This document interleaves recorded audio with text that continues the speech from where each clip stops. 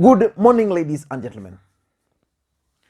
Mount Kenya region is going to determine who becomes the next president of the Republic of Kenya. And for those who follow the politics of this country very closely, President Uhuru Kenyatta and the Deputy President Dr. William Samoei Ruto managed to secure the support of the region in 2013 and 2017. And it was expected that that support was going to extend up to 2022 and 2027. But from all indications, that's not going to happen.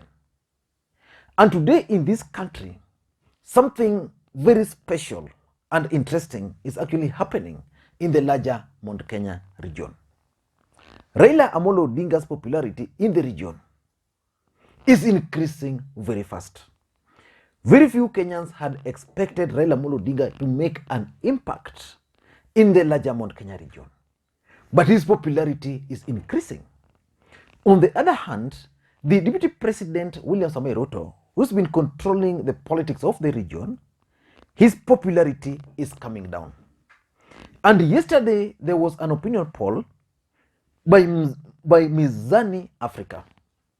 That opinion poll indicated that the Deputy President popularity in the region as at now is at 58.2%. 58.2%. That's a decrease from close to 80-something% it was 1 month ago. And the same opinion poll gave Raila Odinga's popularity as 27%. And interestingly, Musalia Mudavadi, who believes that is the safe pair of hands, had, I think, was it 5% popularity. What does that mean? What does that statistics mean? Because in politics, nothing happens out of mere coincidence. Everything in politics is normally well designed to achieve a specific political objective. The reason that Mizani Africa opinion poll was released was to achieve a specific political objective. But what does it mean? Number one, someone is keen on driving a narrative that the Deputy President, Dr. William Samoei Ruto, is losing the ground in the larger Mount Kenya region. Otherwise, since 2013, William Ruto has been campaigning in the larger Mount Kenya region. So by now his popularity reducing or decreasing, it means he's losing the ground. This is a man who's campaigned in that region for close to 4 years. From now 80-something% to 58%. The other fact is that there is no way William Samoei Ruto can become the president of the Republic of Kenya if he can't secure the support of 85% from Central Kenya region.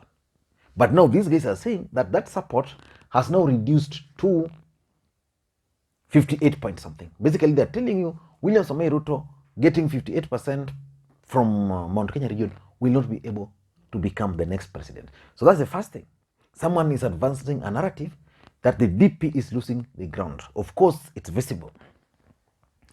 Number two, something also tells me that someone is out to remove Musalia Mudavadi from Mount Kenya political equation. Mudavadi has been hoping that is the safe pair of hands, that President Uhuru Kenyatta and Raila Odinga can just wake up and support his bid for the presidency. So he's been hanging on somewhere there. That if an opinion poll were to be conducted or if an election were to be conducted in the larger Mount Kenya region, Musalia Mudavadi strongly believes that he will easily defeat Raila Odinga. But the president and his team have now decided that Musalia Mudavadi is not going to be their candidate. So their candidate is Raila Odinga. So which means they wanted to send a message that Musalia Mudavadi has only 5%, which means Musalia Mudavadi cannot be a factor when it comes to the larger Mount Kenya politics. So that's number two. Number three, what that opinion poll has done, in my view, is that it has placed Raila Odinga right at the center of Kenyan politics. Because we have two people. William Ruto, who was at 80-something%, Raila Odinga, who was below 10%. Now, Raila Odinga is making a comeback. He's making a comeback. He's now at 27. Ruto is coming down. And Ruto is now at 58%. So these guys are trying to place Raila Odinga right at the center of the Mount Kenya politics. So that if, for example, they were undecided and only 4% goes Raila Odinga's way, that would mean how much? If only 4%, you add to 27, that would make it 31%. Raila Odinga only needs 30% from the larger Mount Kenya region and he will be home and dry. But these guys are reminding you that his opponent, William Ruto, has campaigned for the last 4 good years. So someone also wanted to place Raila Odinga right at the center of Mount Kenya politics. And he has succeeded. Because by the fact that Raila Odinga's popularity is increasing, we are now seeing more people joining him. We are now seeing more people lining up the streets to watch Raila Odinga. But what are some of the evidence that Raila Odinga is actually gaining the ground? What are some of the evidence in your view? In my view, I have 3 points which confirms that indeed Raila Odinga is gaining the ground in the larger Mount Kenya region. Number 1 is the number of leaders joining his camp. Raila Odinga will be in Tharaka Nithi, and the governor of Tharaka Nithi is going to dump Tanga and he will join Raila Odinga tomorrow. What about Lee Kinyanjui? What about Miridi? What about other members of parliament who are now willing to join Raila Odinga, even some who are not members of parliament? The fact that these leaders are willing to now join Raila Odinga confirms that his rating, I'm talking of leadership from the larger Mount Kenya region, it means Raila Odinga's rating is now high. There's no politician who can actually risk his political seat. For example, let's say it's Kanini Kega. Now, there is no way someone, for example, like Kanini Kega can risk their political seats unless they are so sure that Raila Odinga is going to succeed in his bid for the presidency and that he's actually gaining the ground. So the fact that these leaders are actually joining Raila Odinga's camp confirms that Raila Odinga is gaining the ground in the larger Mount Kenya region. And that's something which should worry the Deputy President, Dr. William Samoei Ruto.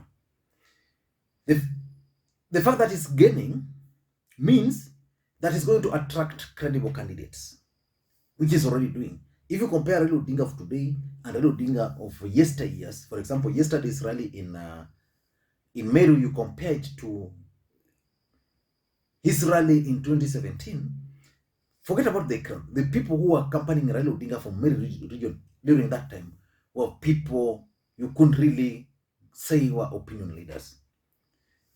Number 2, the second evidence is the crowd attending his rallies, especially from the larger Mount Kenya region.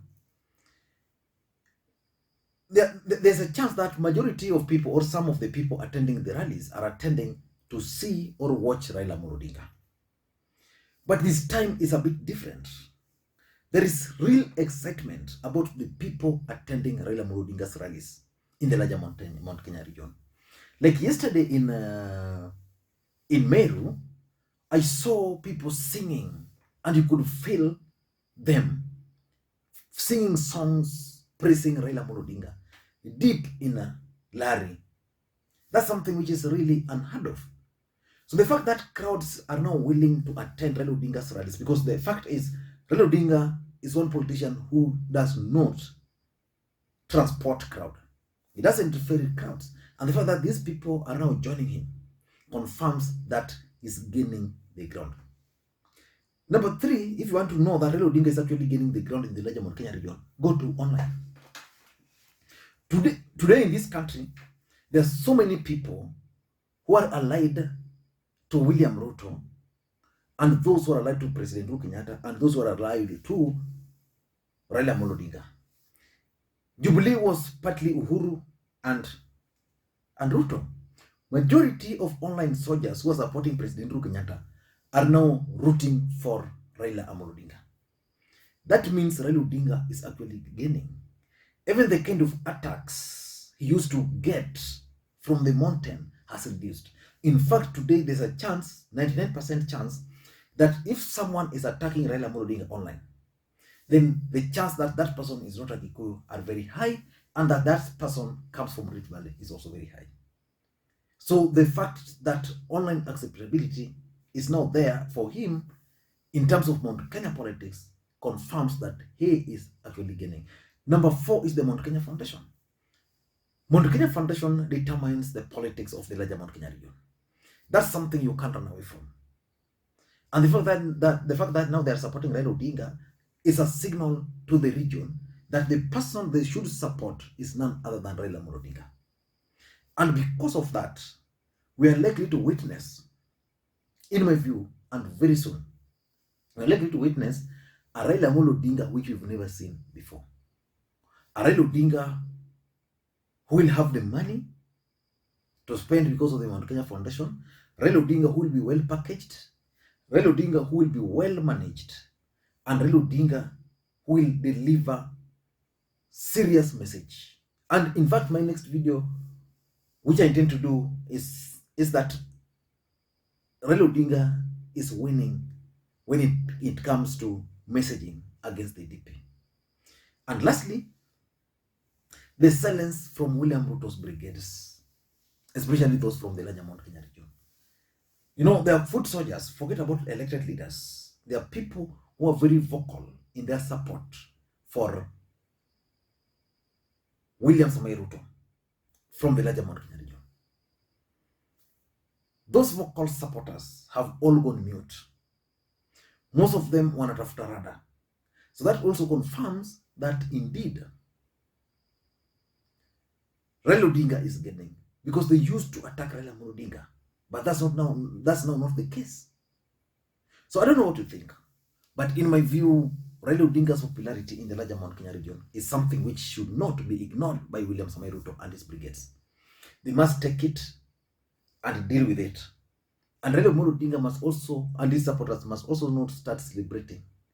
We've witnessed in this country crowds, but they don't translate to votes.